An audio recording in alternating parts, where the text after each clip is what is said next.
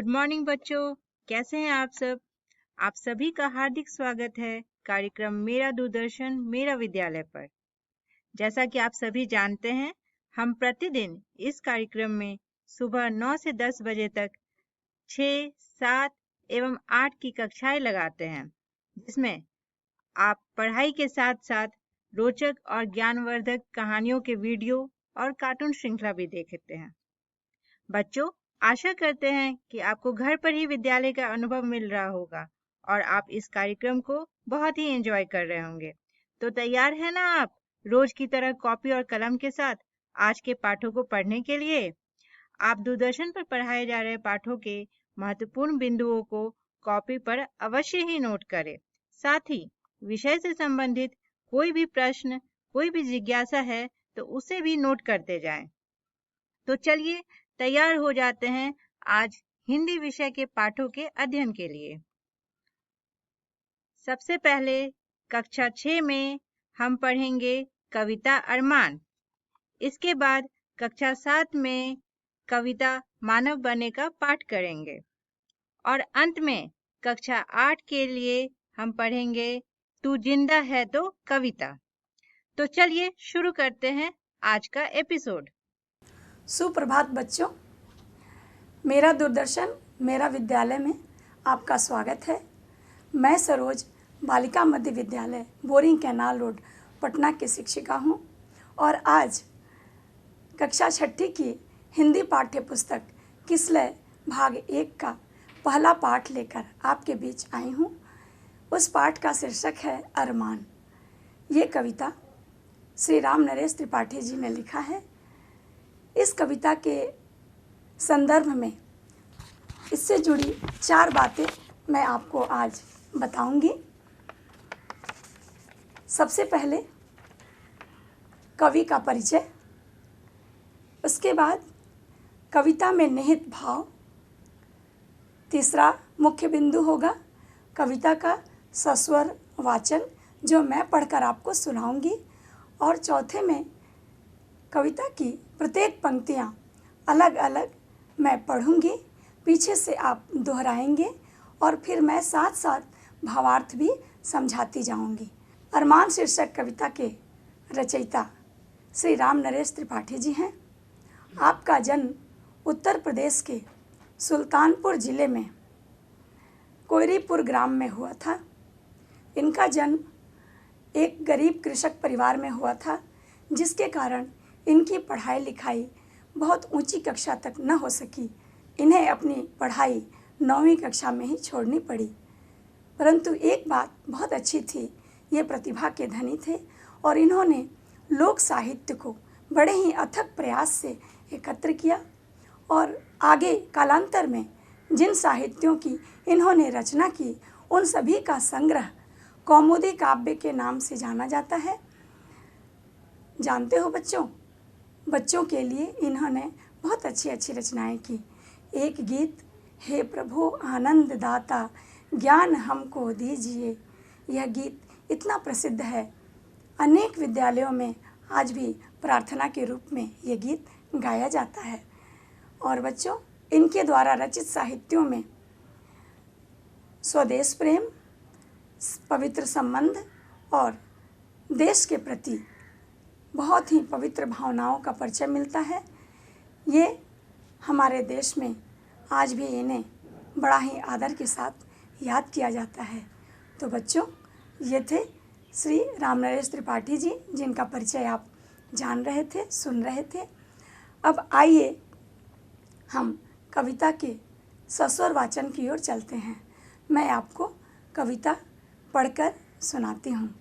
है शौक यही, अरमान यही, हम कुछ करके दिखलाएंगे, मरने वाली दुनिया में हम अमरों में नाम लिखाएंगे। जो लोग गरीब भिखारी हैं, जिन पर न किसी की छाया है, हम उनको गले लगाएंगे, हम उनको सुखी बनाएंगे। जो लोग हार कर बैठे हैं, उम्मीद मार कर बैठे हैं, हम उनके बुझे दिमागों में फिर से उत्साह जगाएंगे। रोको मत, आगे बढ़ने दो, आज़ादी के दीवाने हैं, हम मातृभूमि की सेवा में अपना सर्वस्व लगाएंगे। हम उन वीरों के बच्चे हैं जो धुन के पक्के सच्चे थे, हम उनका मान बढ़ाएंगे, हम जग में नाम कमाएंगे। बच्चों, अब आइए हम कविता में निहित भाव को, केंद्रीय भाव को जानते हैं। कवि ने इस कविता को किस उद्देश्य से लिखा। कवि कह रहा है, कहना चाहता है, इसके केंद्र में यह भाव है कि सभी को समान समझना और सभी की सहायता करना। जो लोग हताश हैं, निराश हैं, जो अपने जीवन से थक गए हैं, ऊब गए हैं, क्यों न हम उनको आगे बढ़ाएं, अपने परिश्रम से, अपने उद्यम से उनके जीवन में प्रकाश फैलाएं। यही उद्देश्य है और यही निहित भाव है। तो बच्चों, अब हम कविता को फिर से पढ़ेंगे। मैं आगे आगे प्रत्येक पंक्तियाँ पढ़ती जाऊंगी और आप पीछे से दोहराएंगे। साथ साथ पंक्तियों की भावार्थ को भी मैं आपको बताऊंगी। है शौक यही, अरमान यही, हम कुछ करके दिखलाएंगे, मरने वाली दुनिया में हम अमरों में नाम लिखाएंगे। कवि कह रहा है कि हमारे मन में यही अरमान है, यही लालसा है कि हम कुछ करके दिखलाएं। अपने आसपास जो लोग हताश हैं, निराश हैं, उनके लिए कुछ करके दिखाएं और कुछ ऐसा करें कि जीवन में हम अमर हो जाएं। मरने वाली दुनिया का मतलब होता है जो कभी ना मरे, जो अमर है। ऐसा काम कवि करना चाहता है। इसके मूल में सबसे सुंदर भाव यह है कि वह देश के लिए सब कुछ करना चाहता है। जो लोग गरीब भिखारी हैं, जिन पर न किसी की छाया है, हम उनको गले लगाएंगे, हम उनको सुखी बनाएंगे। कवि कह रहा है कि जो लोग धन के अभाव में अपनी गरीबी से तंग आ चुके हैं और बड़ी ही मुश्किल का जीवन जी रहे हैं, जिनका कोई आश्रय नहीं, जिनका कोई सहारा नहीं, हम उनका सहारा बनेंगे और उनको हृदय से लगाकर उनके सभी मुश्किलों को, कठिनाइयों को दूर करके उन्हें सुखी बनाएंगे। अपने कर्म और अपने उद्यम से हम उन्हें भी मुख्य धारा में लाएंगे। जो लोग हार कर बैठे हैं, उम्मीद मार कर बैठे हैं, हम उनके बुझे दिमागों में फिर से उत्साह जगाएंगे।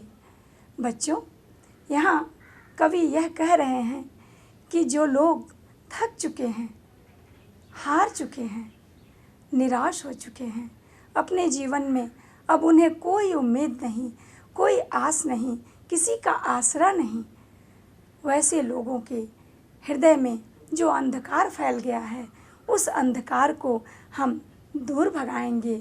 अपने परिश्रम से, अपने उद्यम से उनके भीतर एक नई ज्योत जलाएंगे और फिर से उनके जीवन को हम सुंदर बनाएंगे, जीने योग्य बनाएंगे, उन्हें उत्साह से भर देंगे। रोको मत, आगे बढ़ने दो, आज़ादी के दीवाने हैं, हम मातृभूमि की सेवा में अपना सर्वस्व लगाएंगे।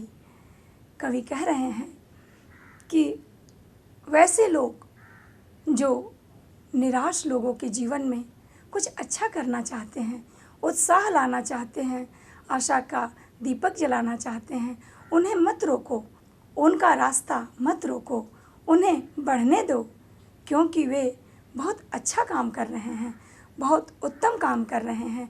इससे उत्तम क्या हो सकता है कि किसी निराश व्यक्ति के भीतर, उसके हृदय में आशा की ज्योति जगाई जाए। कहते हैं जो लोग ऐसा करते हैं वे आज़ादी के दीवानों से कम नहीं। वो मातृभूमि की असली सेवा कर रहे हैं और ऐसी सेवा में वो अपना सब कुछ लगा देना चाहते हैं, अपनी जान भी लुटा देना चाहते हैं। हम उन वीरों के बच्चे हैं जो धुन के पक्के सच्चे थे, हम उनका मान बढ़ाएंगे, हम जग में नाम कमाएंगे।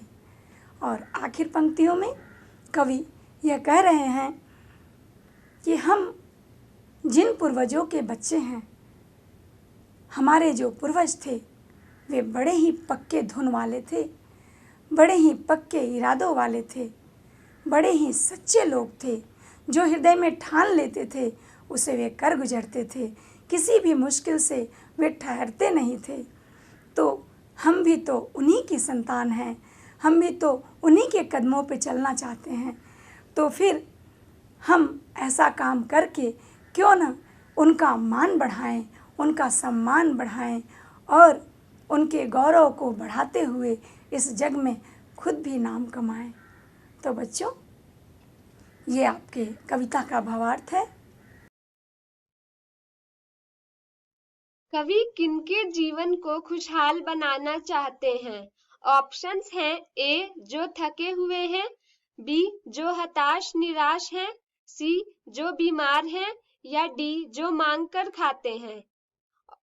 चलिए बच्चों, देखते हैं इसका सही उत्तर क्या होगा। सही उत्तर है ऑप्शन बी, जो हताश निराश हैं। जो लोग हार कर बैठे हैं, उम्मीद मार कर बैठे हैं का क्या भाव है? ऑप्शंस हैं ए जो लोग थक चुके हैं, बी जो लोग सब कुछ लुटा चुके हैं, सी जो अपने जीवन से निराश और हतोत्साहित हैं या डी जो बेसहारा हैं। चलिए बच्चों, देखते हैं इसका सही उत्तर क्या होगा। सही उत्तर है ऑप्शन सी, जो अपने जीवन से निराश और हतोत्साहित हैं। सर्वस्व का मतलब क्या है? ऑप्शंस हैं ए सभी लोग, बी सब कुछ, सी बहुत कुछ या डी कुछ लोग। चलिए बच्चों, देखते हैं इसका सही उत्तर क्या होगा। सही उत्तर है ऑप्शन बी, सब कुछ। अरमान कविता के लेखक कौन है? ऑप्शंस हैं ए सुमित्रानंद पंत, बी सूर्यकांत निराला, सी रामनरेश त्रिपाठी या डी शिवमंगल सिंह सुमन। चलिए बच्चों, देखते हैं इसका सही उत्तर क्या होगा। सही उत्तर है ऑप्शन रामनरेश त्रिपाठी। रोको मत आगे बढ़ने दो, डैश दीवाने हैं। ऑप्शंस हैं ए देश के, बी अहिंसा के, सी खुशी के या डी आजादी के। चलिए बच्चों, देखते हैं इसका सही उत्तर क्या होगा। सही उत्तर है ऑप्शन डी, आजादी के। ये आपका आज का पाठ है अरमान। आप इसे पढ़ें और मैंने जो भी आपको सिखाया उसे दोहराएं और अपनी अभ्यास पुस्तिका में अभ्यास भी करें। कोरोना से डरे नहीं, एहतियात बरतें। वैसे तो स्वच्छता और व्यक्तिगत साफ सफाई हर समय जरूरी है, लेकिन अभी कोरोना महामारी फैलने के दौर में यह एकदम आवश्यक हो गई है। बस यह जानने की जरूरत है कि साफ सफाई करने के दौरान आप किन बातों के प्रति विशेष तौर पर सजग रहें। आइए इसे बिंदुवार समझ लें। हाथ को अच्छी तरह से साबुन पानी या हैंड वॉश से कम 20 सेकंड तक धोएं या अल्कोहल सैनिटाइजर से साफ करें। होटल या किसी कार्यालय में जाएं तो वहां उपलब्ध हैंड वॉशिंग प्रोटोकॉल के अनुसार अपने हाथों को साफ करें। कोरोना संक्रमित या कोरोना संदिग्ध व्यक्ति या खांस छींक रहे व्यक्ति से कम 1 मीटर की दूरी बनाए रखें। भीड़ भाड़ में मास्क लगाए रखें या मुंह नाक को ढक कर रखें। यदि घर में कोरोना संक्रमित व्यक्ति क्वारंटाइन में है तो उसके व्यक्तिगत उपयोग की चीजों जैसे बर्तन, ग्लास, कप, तौलिया, बिस्तर का इस्तेमाल न करें। फर्श और अन्य सतहों को घर में रोजाना प्रयोग किए जाने वाले ब्लीच घोल या फिनाइल से साफ करते रहें। शौचालय को भी घर में रोजाना प्रयोग किए जाने वाले ब्लीच घोल या फिनाइल से साफ करते रहें। ऑनलाइन सामान मंगाने पर डिलीवरी करने वाले व्यक्ति नियमित आने वाले घरेलू सामान जैसे दूध, अखबार इत्यादि के लिए सुरक्षात्मक तरीके अपनाएं। बस, ट्रेन, ऑटो, टैक्सी, दुकान के काउंटर के संपर्क में आने पर भी एहतियात बरतें। जनहित में जारी राज्य स्वास्थ्य समिति बिहार। अधिक जानकारी के लिए संपर्क करें टोल फ्री नंबर 104। कक्षा 7वीं की हिंदी पाठ्य पुस्तक किसलय भाग 2 का पहला पाठ लेकर आई हूँ। इस पाठ का शीर्षक है मानव बनो और कवि का नाम है शिवमंगल सिंह सुमन। तो बच्चों, आज इस कविता से जुड़ी 4 बातें मैं आपको बताऊंगी, जिसमें सबसे पहला होगा कवि का परिचय, फिर दूसरा होगा कविता का सस्वर वाचन जो मैं स्वयं आपको पढ़कर सुनाऊंगी, तीसरा कविता में निहित भाव, उद्देश्य, जिस उद्देश्य से यह कविता लिखी गई है, और चौथा आखिर आपके कविता की प्रत्येक पंक्तियों को पढ़कर मैं सुनाऊंगी। आप पीछे से दोहराएंगे और मैं भावार्थ भी बताती जाऊंगी। तो ठीक है बच्चों, चलें सबसे पहले कवि का परिचय। आपकी पाठ्य पुस्तक में मानव शीर्षक कविता की रचयिता शिवमंगल सिंह सुमन हैं। आपका जन्म उत्तर प्रदेश के उन्नाव जिले में झगड़पुर ग्राम में हुआ था। आप बड़े ही संपन्न परिवार में जन्मे थे, इसलिए उच्च शिक्षा प्राप्त की। आपकी संपूर्ण शिक्षा दीक्षा उत्तर प्रदेश में ही हुई। आप एक प्रसिद्ध कवि और शिक्षाविद के नाम से साहित्य जगत में जाने जाते हैं। अपनी रचनाओं का दर्जनों भर काव्य और नाटक, विधा, ये सभी चीज़ें आपने साहित्य जगत को दिया। हर विधा पर कलम चलाया और कहानियाँ, नाटक, गल्प और बहुत सारी कविताएं लिखी। जानते हो बच्चों, बच्चों के बाल साहित्य में इनकी एक कविता बहुत ही प्रसिद्ध है जो मुक्ति का बोध कराती है। हम पंछी उन्मुक्त गगन के पिंजरबद्ध न गा पाएंगे, कनक तीलियों से टकराकर पुलकित पंख टूट जाएंगे। हालांकि इसमें एक चिड़िया, एक पंछी का दर्द कहा गया है, बताया गया है, किंतु अगर ध्यान से देखें तो इसमें हर व्यक्ति के मुक्ति का बोध है। हर व्यक्ति आज़ाद होना चाहता है। ऐसे सुंदर सुंदर बाल सुलभ गीत और रचनाएं भी इन्होंने की। भारत सरकार के द्वारा लगभग उच्च पुरस्कार और एक से एक साहित्य अकादमी के सम्मानित पुरस्कारों से सम्मानित शिवमंगल सिंह सुमन बहुत ही प्रसिद्ध साहित्यकार हैं। और इतना ही नहीं, साहित्य ही नहीं, इन्होंने बहुत सारे प्रशासनिक पदों को भी सुशोभित किया। ये भारत के राजनयिकों में से रहे और इतना ही नहीं, बार बार इन्हें विदेश यात्राओं में भेजा गया। और बच्चों, आगे हम लोग यह देखेंगे कि लोगों के मन के हृदय के भावों को ही नहीं बल्कि इन्होंने समाज को एक चेतना भी दिया। तो इस तरह से आज भी शिवमंगल सिंह सुमन को बड़े ही आदर और सम्मान के साथ याद किया जाता है। तो आइए अब हम अगले मुख्य बिंदु की ओर बढ़ते हैं। आज की कविता मानव बनो, इसका हम सस्वर वाचन करते हैं।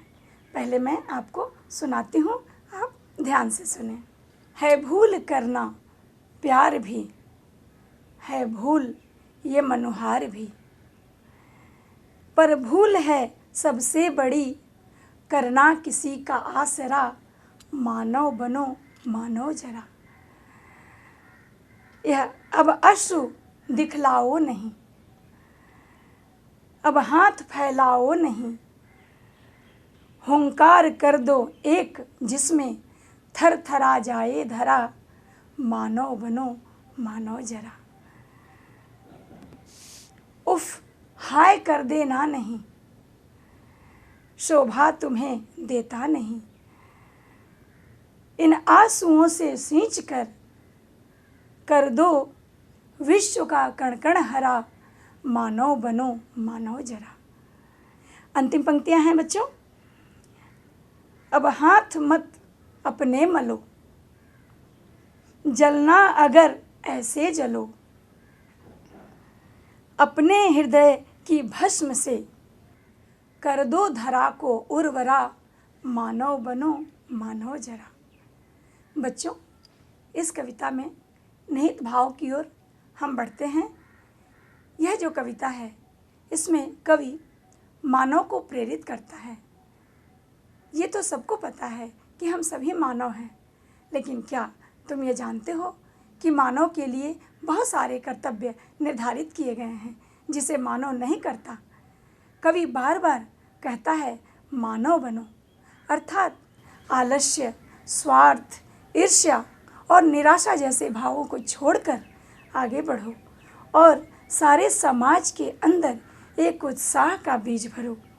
अपने अंदर की हाय तौबा को छोड़ दो और उसे अपनी शक्ति बनाओ और इस शक्ति से मानव बनकर पूरे जगत का कल्याण करो। तो इस तरह से बच्चों यह हमारी कविता का निहित भाव है।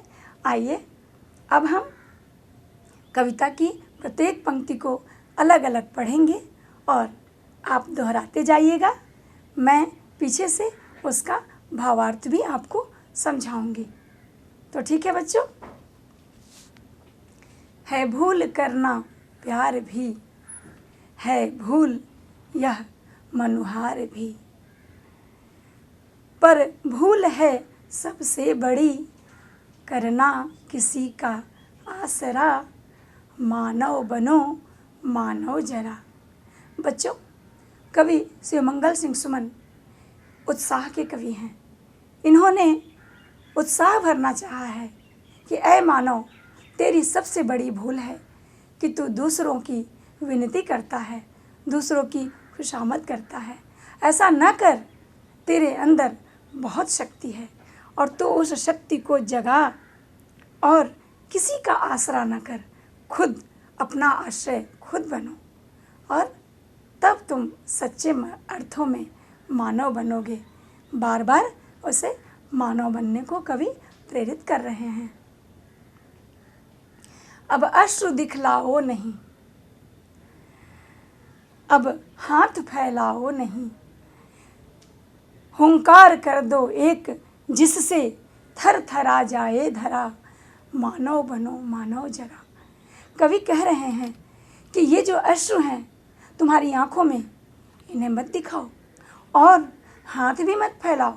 किसी के आगे कुछ मांगने की ज़रूरत नहीं है, क्योंकि तुम्हारे अंदर वो शक्ति है कि तुम एक हुंकार से, एक उत्साह भरी आवाज़ से, अपने अंदर के जोश से तुम सारी मुश्किलों का सामना स्वयं कर सकते हो। और ये जो तुम्हारे आंसू हैं, इन आंसुओं को रोक लो और अपने भीतर उसे शक्ति के रूप में तुम कर्मठ बनकर, शक्ति के रूप में, कर्मठता के रूप में प्रदर्शित करो, जिससे यह सारी धरती हलचल महसूस करे और तुम्हारे इस भाव से मानव का भाव व्यक्त हो। इसलिए हे मानव, तुम मानव बनो।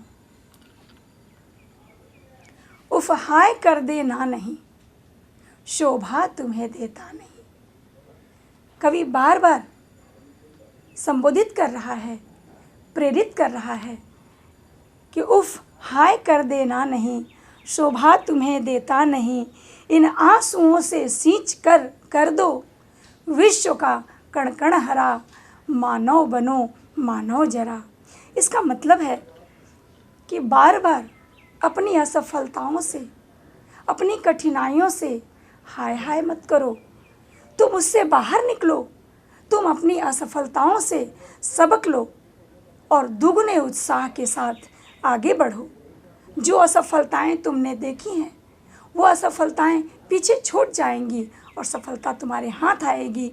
ऐसा कहते हैं कि जो तुम्हारे अंदर का आंसू है, तुम्हारा जो दुख है, उसे अपनी शक्ति बना लो और अपने भीतर उस शक्ति को अपने पसीने और अपनी कर्मठता से बाहर लाओ, जिससे यह विश्व हरा भरा हो जाए।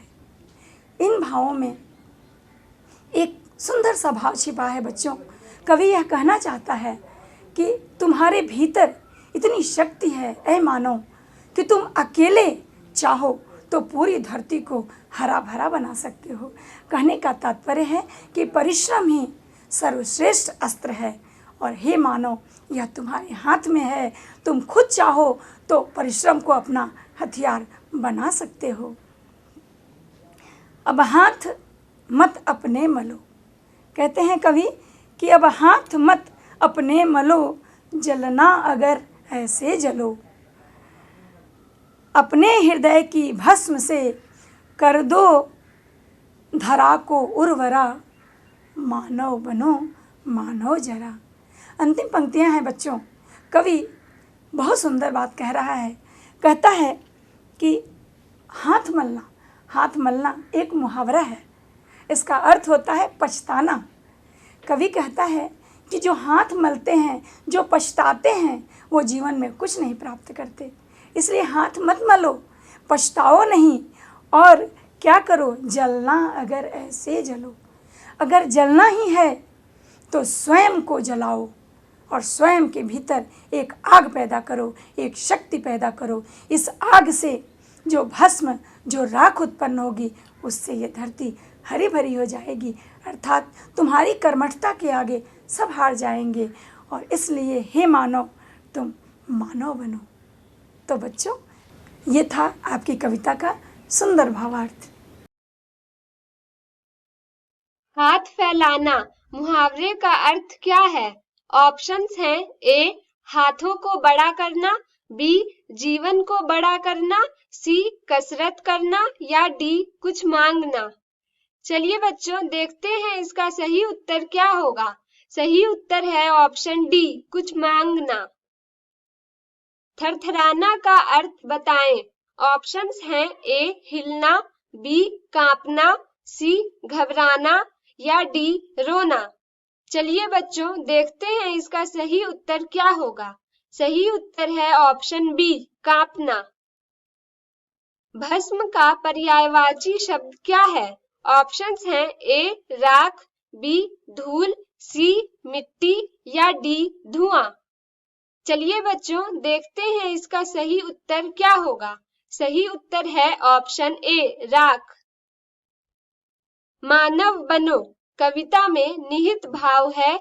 ऑप्शंस हैं ए वीर बनो, बी सहायक बनो, सी अमीर बनो या डी कर्मठ बनो। चलिए बच्चों, देखते हैं इसका सही उत्तर क्या होगा। सही उत्तर है ऑप्शन डी, कर्मठ बनो। कवि धरती को उर्वरा कैसे बनाना चाहता है? ऑप्शंस हैं ए आंसुओं से, बी गर्जना से, सी मनुहार से या डी अपने हृदय के भस्म से। चलिए बच्चों, देखते हैं इसका सही उत्तर क्या होगा। सही उत्तर है ऑप्शन डी, अपने हृदय के भस्म से। एक सर्किट हाउस।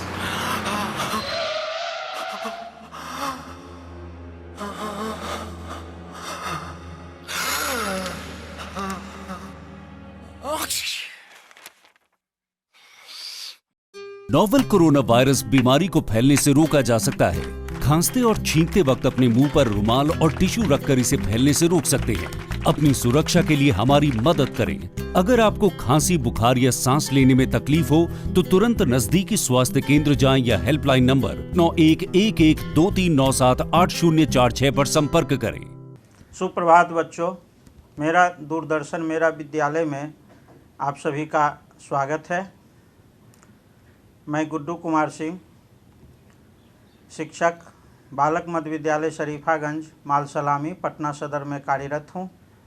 आज मैं आप सभी बच्चों के बीच वर्ग 8 में पढ़ाए जाने वाली हिंदी की पुस्तक किसलय भाग 3 के पाठ 1 के बारे में बताना चाहूँगा। इस पाठ के शीर्षक का नाम है तू जिंदा है तो। तू जिंदा है तो कविता के कवि शंकर शैलेंद्र जी हैं। शंकर शैलेंद्र जी मूल रूप से बिहार के भोजपुर जिला में अवस्थित एक गांव धूसपुर के निवासी हैं। कतिपय कारणों से इनके पिताजी पंजाब प्रांत के रावलपिंडी में बस गए थे। वहीं ब्रिटिश आर्मी हॉस्पिटल में ठेकेदार थे। 23 अगस्त 1923 को पंजाब के रावलपिंडी में शंकर शैलेंद्र का जन्म हुआ था। शंकर शैलेंद्र का पूरा नाम शंकर केसरी लाल राव शैलेंद्र था। इनके पिताजी ब्रिटिश आर्मी हॉस्पिटल में पदस्थापित थे और हॉस्पिटल में ही छोटा मोटा कार्य करते थे। आर्थिक विपन्नता के चलते शैलेंद्र का परिवार मथुरा में रेलवे की नौकरी करने वाले अपने परिवार के पास आ गए थे। अत्यधिक गरीबी के चलते इनका पालन पोषण ठीक से नहीं हो पा रहा था। फिर भी आर्थिक विपन्नताओं के बीच शंकर शैलेंद्र ने इंटरमीडिएट की पढ़ाई पूरी की। तत्पश्चात रोजी रोटी की तलाश में बम्बई आ गए। बम्बई में रेलवे कारखाना में एक छोटी सी नौकरी मिल गई थी। वहीं संयोगवश कवि सम्मेलन में महान फिल्म निर्माता राज कपूर से इनकी मुलाकात हुई। राज कपूर इनके कविता पाठ से बहुत प्रभावित हुए और इनको अपने फिल्म में गीत लिखने के लिए आमंत्रित किया। लेकिन शंकर शैलेंद्र तैयार नहीं हुए। कुछ दिनों के बाद कुछ ऐसी घरेलू स्थितियां उत्पन्न हुई जिससे निजात पाने के लिए शंकर शैलेंद्र पृथ्वीराज कपूर के साथ गीत लिखने के लिए तैयार हो गए। हिंदी और अंग्रेजी फिल्मों में 800 से ज़्यादा गीत इन्होंने लिखा है। तू जिंदा है तो जिंदगी की जीत में यकीन कर कविता एक प्रेरणा गीत है। यह गीत पढ़ने के बाद सभी लोगों में एक नई ऊर्जा का संचरण होता है, एक नई जोश जगती है और कुछ सकारात्मक कार्य करने की प्रेरणा मिलती है। शंकर शैलेंद्र ने फणीश्वर नाथ रेणु की प्रसिद्ध कहानी मारे गए गुलफाम पर एक फिल्म तीसरी कसम बनाई थी, जो कालांतर में बहुत प्रसिद्धि पाई। बहुत कम उम्र में 1966 ईस्वी में इनकी मृत्यु हो गई। अब हम लोग तू जिंदा है तो कविता का समूह में सस्वर वाचन करेंगे। तू जिंदा है, तू जिंदगी की जीत में यकीन कर, अगर कहीं है स्वर्ग तो उतारना जमीन पर, तू जिंदा है तू जिंदगी की जीत में यकीन कर, अगर कहीं है स्वर्ग तो उतारना जमीन पर, तू जिंदा है। ये गम के और 4 दिन, सितम के और 4 दिन, ये दिन भी जाएंगे गुजर गुजर गए 1000 दिन। ये गम के और 4 दिन, सितम के और 4 दिन, ये दिन भी जाएंगे गुजर गुजर गए 1000 दिन। कभी तो होगी इस चमन पे भी बहार की नजर, अगर कहीं है स्वर्ग तो उतारना जमीन पर, तू जिंदा है तू जिंदगी की जीत में यकीन कर, अगर कहीं है स्वर्ग तो उतारना जमीन पर, तू जिंदा है। सुबह शाम के रंगे हुए गगन को चूम कर, तो सुन जमीन गा रही है कब से झूम झूम कर। सुबह शाम के रंगे हुए गगन को चूम कर, तो सुन जमीन गा रही है कब से झूम झूम कर। तू आ मेरा श्रृंगार कर, तू आ मुझे हसीन कर, अगर कहीं है स्वर्ग तो उतारना जमीन पर, तू जिंदा है तू जिंदगी की जीत में यकीन कर, अगर कहीं है स्वर्ग तो उतारना जमीन पर, तू जिंदा है। 1000 वेश धर के आई मौत तेरे द्वार पर, मगर तुझे न छल सकी चली गई वो हार कर। 1000 वेश धर के आई मौत तेरे द्वार पर, मगर तुझे न छल सकी चली गई वो हार कर। नई सुबह के संग सदा तुझे मिली नई उम्र, अगर कहीं है स्वर्ग तो उतारना जमीन पर, तू जिंदा है तू जिंदगी की जीत में यकीन कर, अगर कहीं है स्वर्ग तो उतारना जमीन पर, तू जिंदा है। हमारे कारवां को मंजिलों का इंतजार है, ये आंधियों ये बिजलियों की पीठ पर सवार है। हमारे कारवां को मंजिलों का इंतजार है, ये आंधियों ये बिजलियों की पीठ पर सवार है। तू आ कदम मिला के चल चलेंगे एक साथ हम, अगर कहीं है स्वर्ग तो उतारना जमीन पर, तू जिंदा है तू जिंदगी की जीत में यकीन कर, अगर कहीं है स्वर्ग तो उतारना जमीन पर, तू जिंदा है। जमीन के पेट में पली अगन पले है जलजले, रुके न टिक सकेंगे वो उपभोग के स्वराज में। जमीन के पेट में पली अगन पले है जलजले, रुके न टिक सकेंगे वो उपभोग के स्वराज में। मुसीबतों के सर कुचल बढ़ेंगे एक साथ हम, अगर कहीं है स्वर्ग तो उतारना जमीन पर, तू जिंदा है तू जिंदगी की जीत में यकीन कर, अगर कहीं है स्वर्ग तो उतारना जमीन पर, तू जिंदा है। बुरी है आग पेट की बुरे है दिल के दाग, ये न दब सकेंगे एक दिन बनेंगे इनकलाब। ये बुरी है आग पेट की बुरे है दिल के दाग, ये न दब सकेंगे एक दिन बनेंगे इनकलाब। ये गिरेंगे जुल्म के महल बनेंगे फिर नवीन घर, अगर कहीं है स्वर्ग तो उतारना जमीन पर, तू जिंदा है तू जिंदगी की जीत में यकीन कर, अगर कहीं है स्वर्ग तो उतारना जमीन पर, तू जिंदा है। आइए बच्चों, अब हम समूह गान करने के बाद इस कविता के प्रत्येक पंक्ति को दोहराते हुए शब्दार्थ को समझते हुए भाव जानने की कोशिश करते हैं। तू जिंदा है तो जिंदगी की जीत में यकीन कर, अगर कहीं है स्वर्ग तो उतार ला जमीन पर। यहाँ जिंदा का मतलब जीवित होना भी है, एक उत्साह, एक उमंग, सक्रिय, सचेष्ट आदि भी है। जिंदगी जीवन जीने की एक अवस्था है।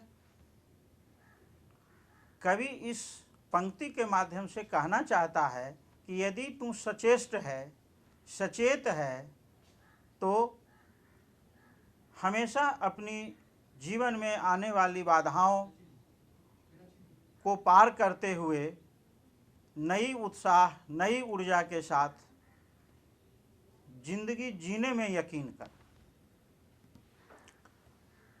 स्वर्ग का मतलब देवलोक या एक ऐसा स्थान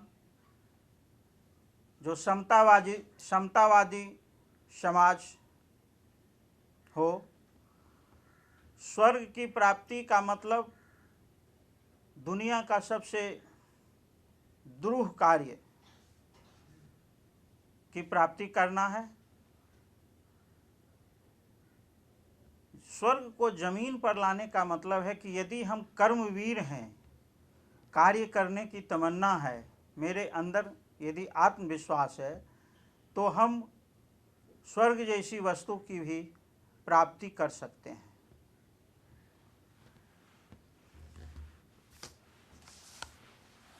ये गम के 4 और दिन, सितम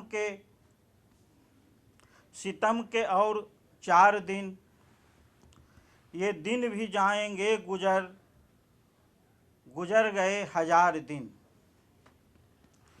ये गम के और 4 दिन, सितम के और 4 दिन। गम और सितम,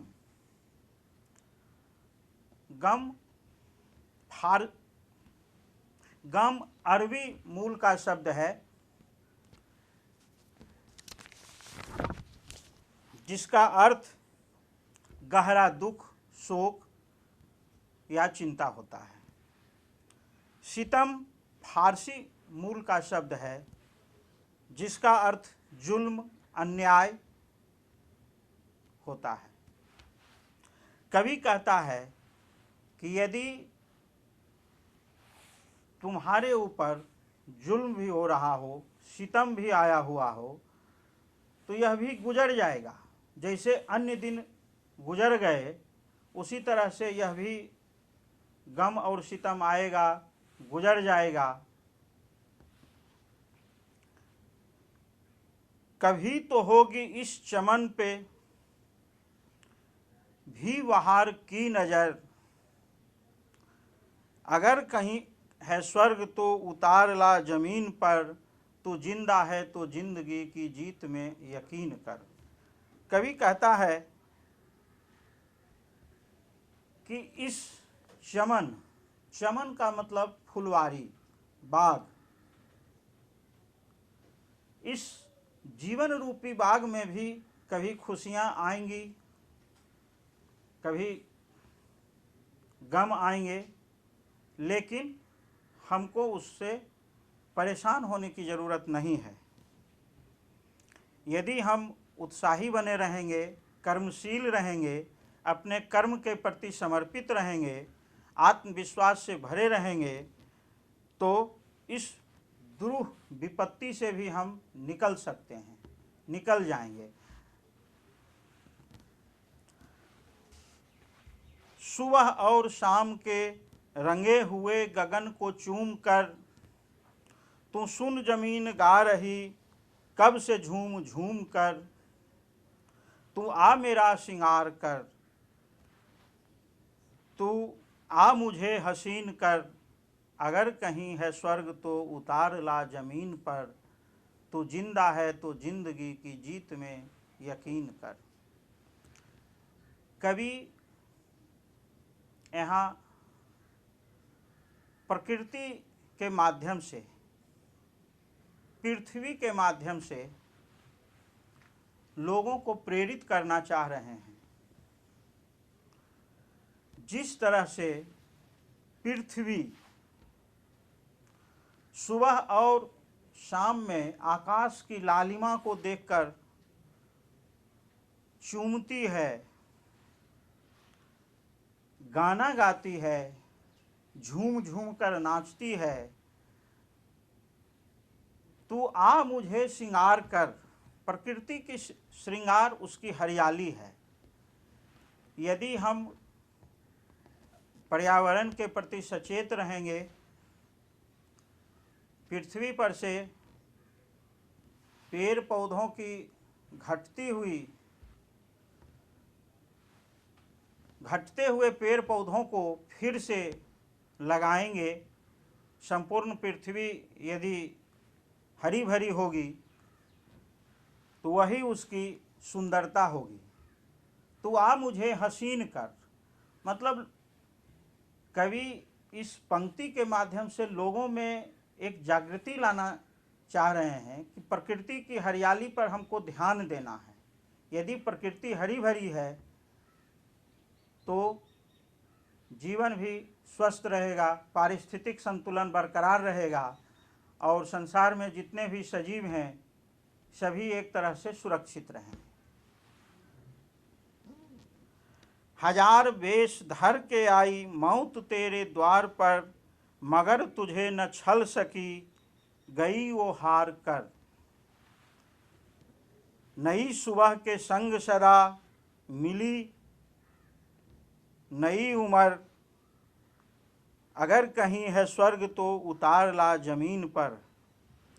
हजार वेश धर के आई मौत तेरे द्वार पर। कवि कहना चाहते हैं कि विपत्तियां अनेकों तरह से आती हैं, वह वेश बदल करके भी आ सकती हैं। उस स्थिति में भी वह आपको छल नहीं पाएगी, वह आपके द्वार से लौट जाएगी जब आप अपने अंदर जिंदा होने का एहसास करेंगे, जब आपके अंदर जीवन जीने की एक ललक होगी, समस्याओं पर विजय प्राप्त करने की एक तीव्र इच्छा शक्ति होगी, तो खुद वेश बदल कर आने वाली विपत्ति भी आपके द्वार से लौटकर चली जाएगी। और इस तरह से कवि प्रेरित करते हुए लोगों को कहते हैं कि नई सुबह के संग सदा तुझे मिली नई उम्र।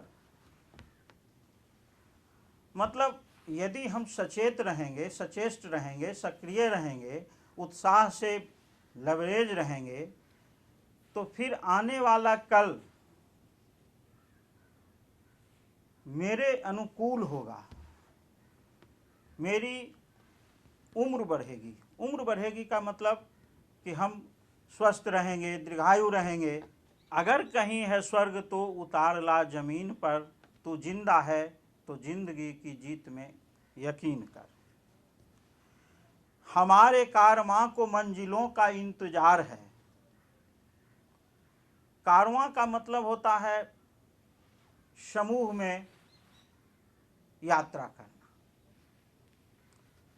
मंजिल का मतलब है अंतिम लक्ष्य की प्राप्ति। मंजिल का एक और अर्थ है पड़ाव, मुकाम, एक दिन का सफर। तो कवि कहते हैं कि हमारे मंजिलों को, हमारे कारवां को मंजिलों का इंतजार है। मतलब हम जिस समूह में, उत्साही लोगों का जो एक समूह है, उसका जो लक्ष्य है, उसकी प्राप्ति के लिए जो मेरा मंजिल है, अंतिम पड़ाव है, उसका हमें इंतजार है कि हम कब उसकी प्राप्ति करेंगे। ये आंधियों बिजलियों की पीठ पर सवार है। ये आंधियों, ये बिजलियों की पीठ पर सवार है। मतलब मंजिल की प्राप्ति में हमें आंधी, तूफान, बिजली, सभी तरह के प्राकृतिक समस्याओं का सामना करना पड़ेगा। लेकिन यदि हम तू आ कदम मिला के चलेंगे एक साथ हम। लेकिन कवि कहना चाहते हैं कि यदि हम कदम से कदम मिलाकर चलें, एक साथ होकर चलें,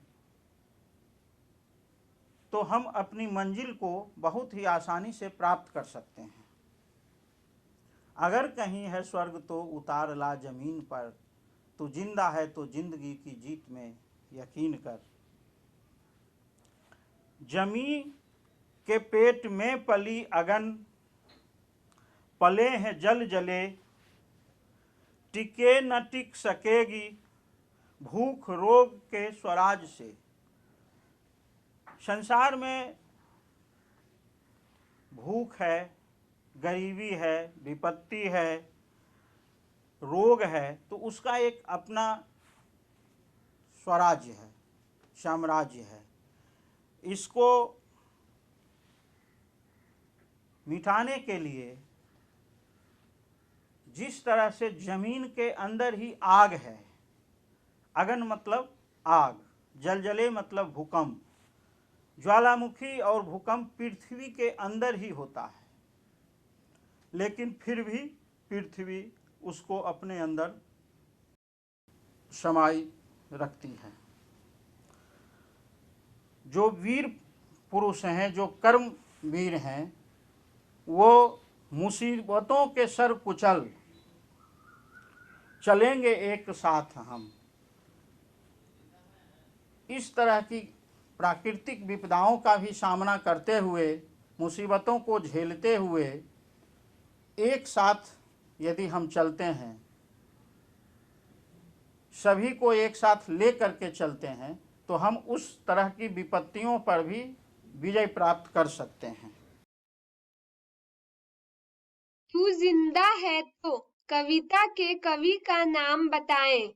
ऑप्शंस हैं ए प्रेमचंद, बी शंकर प्रसाद, सी शंकर शैलेंद्र या डी राम नरेश त्रिपाठी। चलिए बच्चों, देखते हैं इसका सही उत्तर क्या होगा। सही उत्तर है ऑप्शन सी शंकर शैलेंद्र। शंकर शैलेंद्र का पूरा नाम क्या है? ऑप्शंस हैं ए शंकर प्रसाद शैलेंद्र, बी केसरी लाल शैलेंद्र, सी शंकर केसरी राव शैलेंद्र या डी इनमें से कोई नहीं। चलिए बच्चों, देखते हैं इसका सही उत्तर क्या होगा। सही उत्तर है ऑप्शन सी शंकर केसरी लाल राव शैलेंद्र। तू जिंदा है तो कविता को किस तरह की गीत कहा जाता है? ऑप्शंस हैं ए शोक गीत, बी देशभक्ति गीत, सी हास्य व्यंग्य गीत या डी अभियान परक गीत। चलिए बच्चों, देखते हैं इसका सही उत्तर क्या होगा। सही उत्तर है ऑप्शन डी अभियान परक गीत। तू जिंदा है तो कविता में आए शब्द जिंदा किस मूल भाषा का शब्द है? ऑप्शंस हैं ए संस्कृत, बी तमिल, सी अरबी या डी फारसी। चलिए बच्चों, देखते हैं इसका सही उत्तर क्या होगा। सही उत्तर है ऑप्शन डी फारसी। जुल्म का मतलब क्या है? ऑप्शंस हैं ए गुस्सा, बी दुख, सी अत्याचार या डी दुलार। चलिए बच्चों, देखते हैं इसका सही उत्तर क्या होगा। सही उत्तर है ऑप्शन सी अत्याचार। ठीक है बच्चों, अपने घर में रहें, सुरक्षित रहें और जो भी पाठ पढ़ाया गया है उसका चिंतन मनन और शब्दार्थ को याद रखें। बच्चों, आशा करती हूँ आज के एपिसोड में पढ़ाए गए पाठों पर आपकी अच्छी समझ बनी होगी। साथ ही पाठ के महत्वपूर्ण बिंदुओं को आपने अपनी कॉपी में नोट भी किया होगा। आज पढ़ाए गए विषय के संबंध में कोई भी प्रश्न या जिज्ञासा है तो आप हमसे पूछ सकते हैं।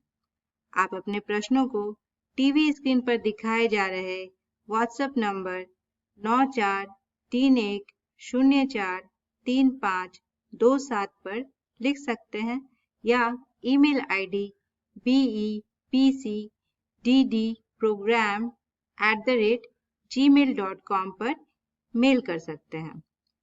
आपके द्वारा पूछे गए सवालों का जवाब विषय विशेषज्ञों द्वारा दिया जाएगा।